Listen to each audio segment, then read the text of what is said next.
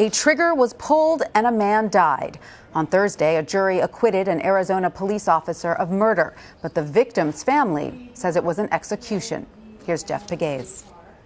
There's a very severe possibility you're both going to get shot. Do you understand? Mesa, Arizona police officer Philip Brailsford was one of several police officers responding to a report of a man waving a rifle from a hotel room window. Put both your hands on the top of your head and interlace your fingers. Prosecutors said 26-year-old Daniel Shaver was drunk, scared, and crying.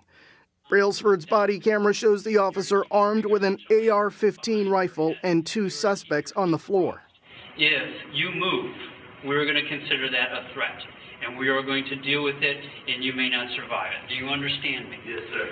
The officer orders the woman to his left to kneel and come forward. Okay, crawl towards us. While she is detained, the officer turns to Shaver. Please do not shoot me. Then listen to my instructions. I'm trying to do it. Don't talk! Listen! Hands straight up in the air.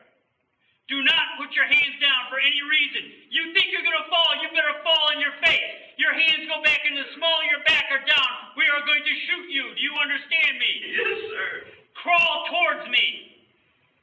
Crawl towards me! Yes, sir. Don't talk! The officer testified that he saw Shaver go for a weapon. He was acquitted of second-degree murder. Michael Picaretta is his attorney. When movements were made that are consistent with drawing a weapon, you have 1 second to make up your mind, and if you make up your mind the wrong way, people get hurt.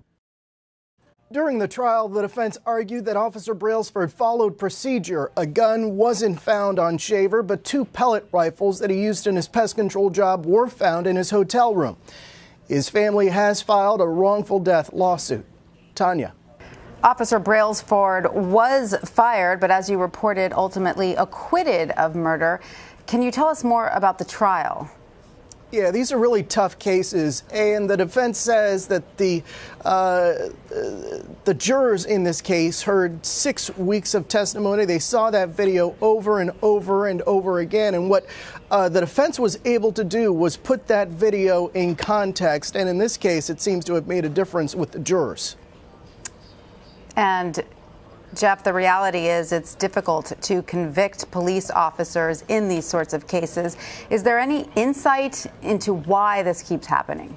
Yeah, and we've seen this over and over and over again across this country, and there are people, and this is an issue that has come up especially in the black community with police-involved shootings, and while the community calls for accountability when they see body camera video similar to this, they wonder why there aren't more convictions. But the reality is, since 2005, there have been 84 cases where police officers have been charged with murder or manslaughter.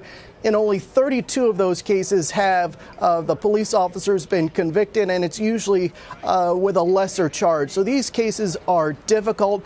Oftentimes the jurors, or if it's a bench trial, the judge gives the police officer benefit of the doubt. In other words, saying that this is someone doing a tough job and they have to make these split-second decisions. Absolutely. All right, Jeff Pegues, thank you for that. My pleasure.